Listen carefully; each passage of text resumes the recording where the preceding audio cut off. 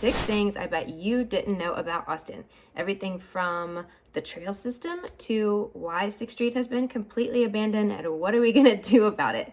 If you've ever wondered why there's new construction on the east side and not on the west side, or where you shop whenever you move here if you don't want to go to Target, make sure to watch this video. Comment below if you've been to any of these places or if you have a different opinion. I'd love to hear from you. A lot of people that are new to town don't realize that Austin is a city of bridges. There are 3 main bridges that lead into downtown, which are South First, Congress, and the Lamar Bridge. And then out west, we have the 360 Bridge that gets you over the river and into downtown from the west side of Austin. In north central Austin is Hyde Park. So Hyde Park is the land of the bungalows, or as I like to call it, extraordinarily small houses with extraordinarily high rent.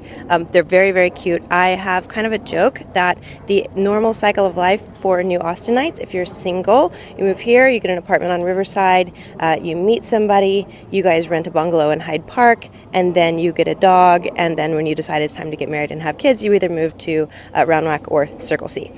So it depends on where you are in your circle of life, where you start out in Austin, but this is a stopping point for many people. Now, if you'll see here, here's a perfect example of what's happening in Hyde Park, where you have a small cottage here, and the one next to it has been torn down with a very large modern house built. So that's happening all over, where people will scoop up these older properties, live in them for a little while, or just tear them down and build something new. That's happening all over this part of town.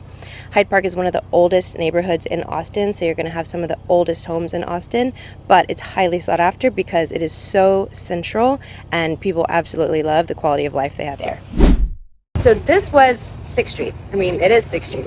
But it's what people envision whenever they think of 6th Street in Austin. After quarantine, after COVID, a lot of it is boarded up, a lot of it is abandoned. It's gonna get a new revitalization, but it hasn't happened yet. So if you're coming to Austin thinking that 6th Street is the place that you're gonna come party, you have kind of another thing coming. East 6th Street is where we go a little bit more if we want to go get dinner. It's kind of hipster, right? If like young people come hang out here, we're probably a little bit too old. I think a lot of the bachelor parties think like, how did they let these old people out of their houses to get here? But you know, whatever.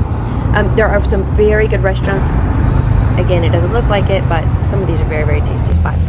Downtown is not like some downtowns. There's not a ton to do. You'll have a few higher end steakhouses, mostly banks, mostly offices. Besides Barton Creek Mall in Westlake, the Domain is where you're going to do most of your shopping when you live in Austin. If you want to do any kind of like higher end shopping that's not Target, the mall and the Domain are where you're going to go. A lot of the dining at the Domain is outdoor seating, like you'll see here. So we take advantage of the outdoors a lot in Austin, even though there's a large time of the year that it's, 110 degrees outside, but all of these patios will have fans, they have misters, they have lots of ways to try to make you comfortable, even though it's hot, because most of the year it's amazing. Over here, southeast, is where you're going to see more new construction. Land is cheap, it's pretty flat, so it's a lot easier to build. So there are a ton of new construction communities going in. A lot of cities, if you look at Houston and Dallas, will have these concentric circles that go around the cities, right? And then there are streets that come in like wagon wheels. With Austin, because of the Edwards Aquifer and because of the water systems that are on the west, we only have a half of a circle.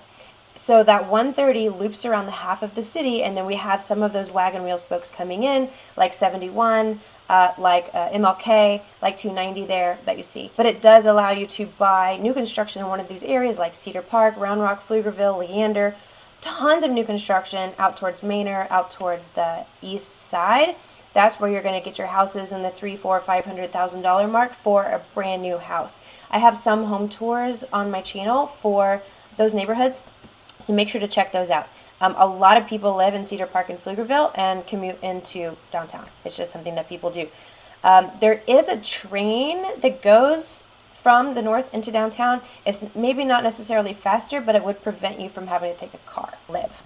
You can find a place to get into the Greenbelt pretty much from any place in town. The hike and bike trail around Ladybird Lake, that's where everybody goes to run, walk. There's a ton of people there all the time. It's really fun. It's beautiful. You just walk around the lake, and there's a 3-mile loop, a 5-mile loop, a 10-mile loop. So you can really, choose your poison when it comes to your activities there. If you're curious about Austin demographics, there were 975,000 people in Austin. The average age is 34.5. We have a very young city. It also keeps it very vibrant, very fun. It's very young. $89,000 is the average income for an Austinite, so that is above average, which you'd have to be to really be able to afford housing here. $590,000 is the average home price in Austin, and the average rent is just about $1,700. If you'd like a personalized home tour or more information about a neighborhood, be sure to reach out. My contact information is below. I'd love to help. Let's connect. I have people just like you move here from across the country, across the state, and across town. We are down here keeping it weird. We'd love to have you join us.